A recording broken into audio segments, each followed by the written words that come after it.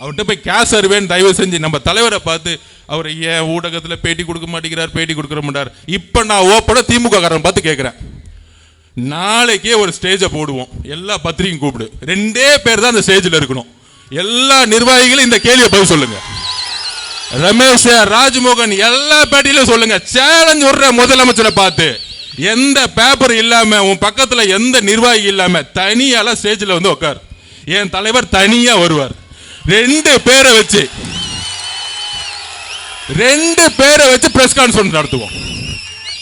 இந்த போட்டிக்கு நான் ரெடினா நாளைக்கே நான் ரெடி, என் தலைவர் ரெடி. இந்த அள்ளு சில்லறைக்கெல்லாம் என் தலைவர் பதில் சொல்ல மாட்டார். இந்த அள்ளு சில்லற, இந்த அண்டா, சொம்பு, டீஸ்பூனு இதுக்கெல்லாம் பதில் சொல்ல மாட்டாரு.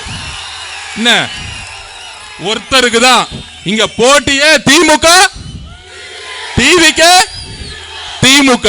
அப்ப யாருக்கு பதில் சொல்லணும்? உங்க முதலமைச்சருக்கு உண்மையாலே சமூக நீதியை பத்தி அறிவு இருந்தா, உங்க முதலமைச்சருக்கு பொருளாதாரத்தை பத்தி அறிவு இருந்தா, உங்க முதலமைச்சருக்கு நிர்வாகத்தை பத்தி அறிவு இருந்தா, உங்க முதலமைச்சருக்கு சாதி வாரி கணக்கெடுப்பு பத்தி அறிவு இருந்தா தைரியமா பிரஸ் கான்ஃபரன்ஸ் சொல்லுங்க, எங்க தலைவர் வராரு, நீங்க வாங்க. இன்னமேட்டு பிரஸ் கான்ஃபரன்ஸ் பத்தி பேசினா மாண்புமிகு முதலமைச்சர் நீங்க வாங்க.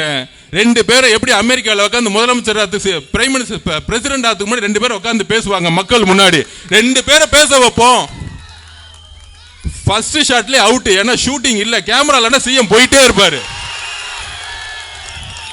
எங்க தலைவருக்கு கேமராவே தேவையில்லை, அவர் ஆல்ரெடி நடிகரா இருந்து வந்தவரியா.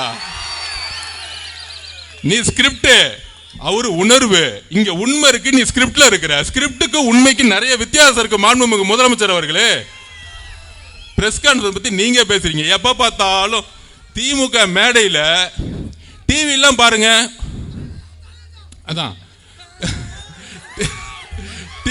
டிவில பாருங்க, எந்த திமுக காரனும் வந்து பேசுறதே கிடையாது. டிவில பேசுறது எல்லாம் பத்திரிகையாளர்னு சொல்லிட்டு உட்கார்ந்துட்டு இருக்காங்க. ஏன்னா பேச தெரியாத ஒரு கட்சி தான் இன்னைக்கு திமுக. நம்மள பார்த்து பேச தெரியுமா பேச தெரியுமா பேச தெரியுமான்னு கேட்கிறாங்க. அப்ப உடனே நியூஸ் பயங்கரமா, பழம் நழுவி பாலில் விழுந்தது. அது கலைஞர் 2016 சொன்னாருப்பா. இது அவுட் ஆஃப் சிலபஸ் ஆயிருச்சு. இப்ப என்னைக்கு வந்து வண்டியை ஓட்டிட்டு இருக்கீங்க?